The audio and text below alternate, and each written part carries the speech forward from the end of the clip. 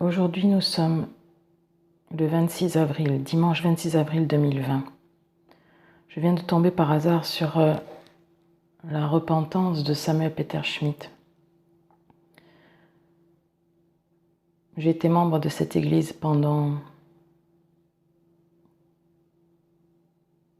presque 6 ans, enfin membre, j'y allais. Je viens de la région du Sud. Et je suis arrivée en Alsace pour un terrible combat. Et quand j'ai entendu Samuel dire oui, il y a des prophètes qui sortent de je ne sais où maintenant. J'aurais bien aimé qu'à ce moment-là, les prophètes me disent ce qui allait arriver. Eh bien, je dis que Samuel a menti dans sa repentance, puisque j'ai commencé à le dire à Christian Gagneux par SMS, qui sont attestés par huissier maintenant, puisque Christian Gagneux a fait un faux témoignage en justice contre moi en 2017. J'avais appelé Samuel pour un entretien, il m'avait répondu par sa fille que non, qu'il se rangeait du côté de Christian Gagneux, sans avoir écouté ma version des faits. Donc en fait, il lui donnait sa bénédiction, sans prendre en compte le contexte de l'histoire. Donc Christian Gagneux a fait un faux témoignage en justice. Pourquoi il a fait un faux témoignage en justice? Parce que je lui ai tenu tête. Et il s'est simplement vengé de moi. Une femme qui vient en plus de nulle part, qui n'est pas du coin, qui lui tient tête, oh, ce n'est pas possible. Donc j'avais mis sur mes SMS que Dieu allait juger l'Église et par son côté.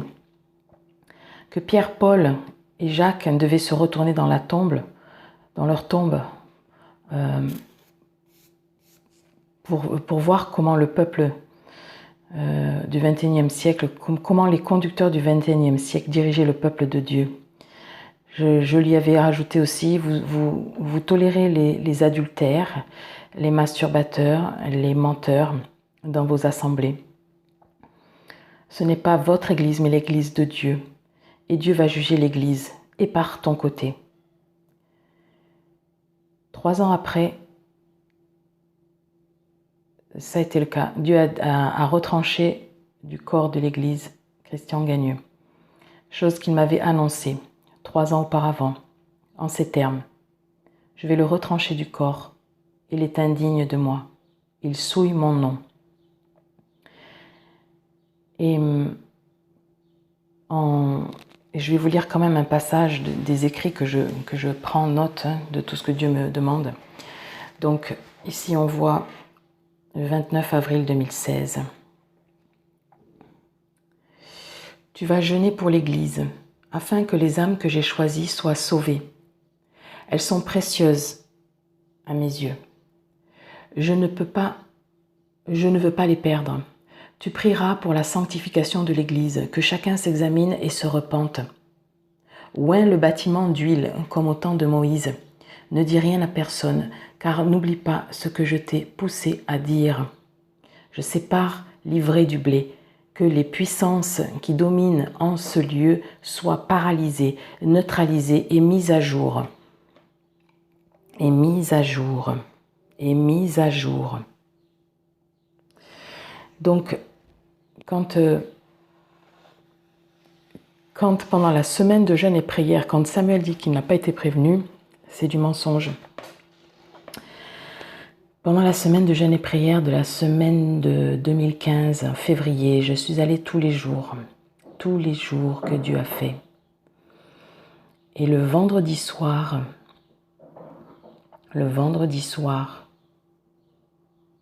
Dieu m'a demandé de prendre la parole.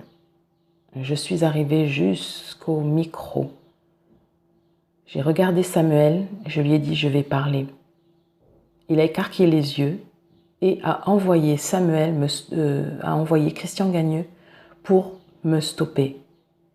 Quand je suis retournée m'asseoir, je n'en revenais pas. J'ai entendu la voix de Dieu me dire, « Ce n'est pas toi qu'ils ont offensé, c'est moi. » Quand je suis rentrée à la maison, j'étais d'une grande tristesse. J'avais une grande tristesse de voir le peu de considération qu'ils avaient pour le Seigneur. Et Dieu me dit à nouveau, écris la prophétie, tu lui donneras à Samuel en main propre. Donc j'ai écrit la prophétie. La prophétie disait, voici, j'élève au milieu de mon peuple des femmes et des hommes qui ont encore la crainte de mon nom dans leur cœur. Il y a parmi le peuple des serviteurs de Dieu qui ont des esprits de sorcellerie et qui travaillent pour les synagogues de Satan. À cela je dis, à cela j'envoie un esprit de tourment afin de les tourmenter jour et nuit jusqu'à ce qu'ils se repentent. Et s'ils ne se repentent, c'est dans le feu de la géhenne qu'ils finiront. Donc cette prophétie, je l'ai donnée en main propre au pasteur Jérémie le dimanche matin. Je lui ai dit, tu donneras ça à Samuel en main propre. Je pense qu'il l'a fait. Donc, c'est un avertissement ô combien foudroyant. Et pourtant, Dieu m'avait demandé d'aller annoncer ces paroles. Et j'étais pas très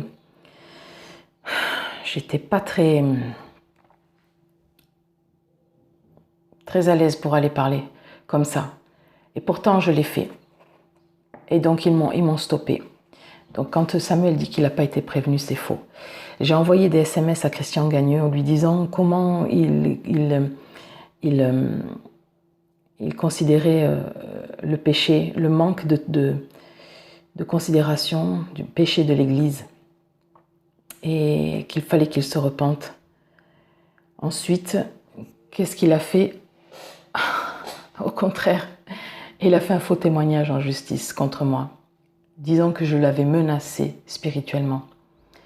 Oh, le petit bonhomme. Pauvre petit, oui. Donc, le Seigneur me saisit à nouveau. Il me dit, il faut que tu ailles voir Samuel. J'ai pris rendez-vous avec Samuel. Dirigé par le Saint-Esprit, il n'a pas pu, cette fois-ci, renoncer. Le lendemain, il avait posé un rendez-vous.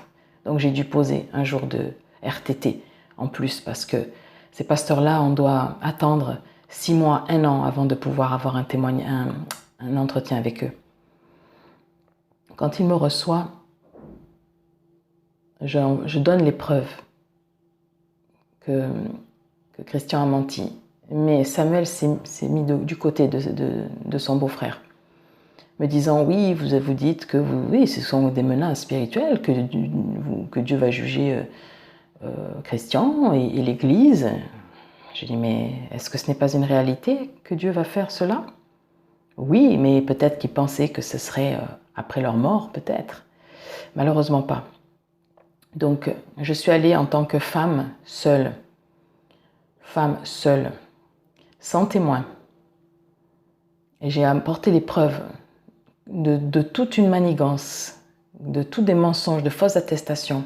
Il n'y a pas que Christian Gagneux qui a fait des fausses attestations. Il y a une autre personne aussi qui a... Du coup, j'ai porté plainte et une enquête est ouverte. Christian Gagneux a été convoqué à la gendarmerie et continue de mentir. Il fait comme Pharaon. Donc, et pendant l'entretien, il me dit qu'est-ce que vous croyez en venant ici? Que j'allais vous dire que j'étais un menteur? Donc,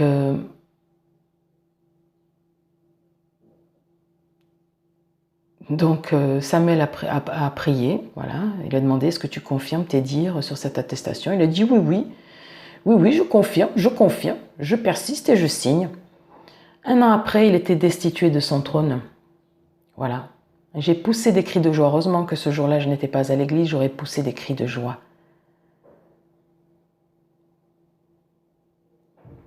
Donc, destitué de son trône.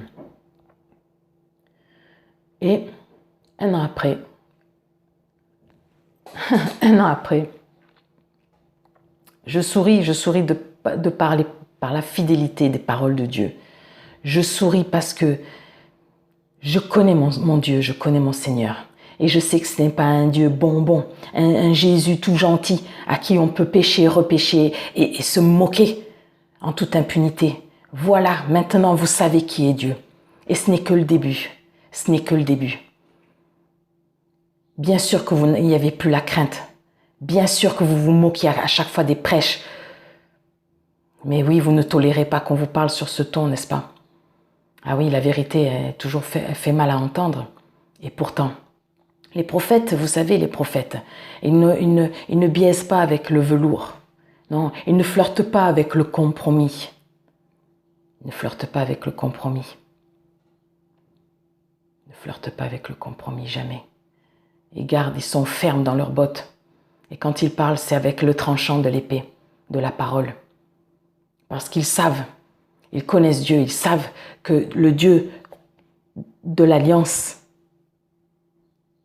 de l'ancienne Alliance, c'est le même que celui qui arrive. Et le jour du retour, il est écrit, ne vous réjouissez pas de ce jour, car c'est un jour redoutable. Un jour redoutable.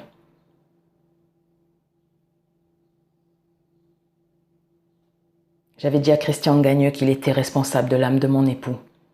Et non. Samuel, ben non, personne n'est responsable de rien. Ah bon?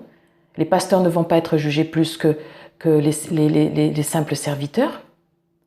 4 millions d'euros pour refaire l'entrée de la, soi-disant agrandir l'église, non, 4 millions d'euros pour refaire vos bureaux de ministres, avec des codes pour rentrer, comme si vous avez des fortunes, de l'or planqué dans les coffres-forts.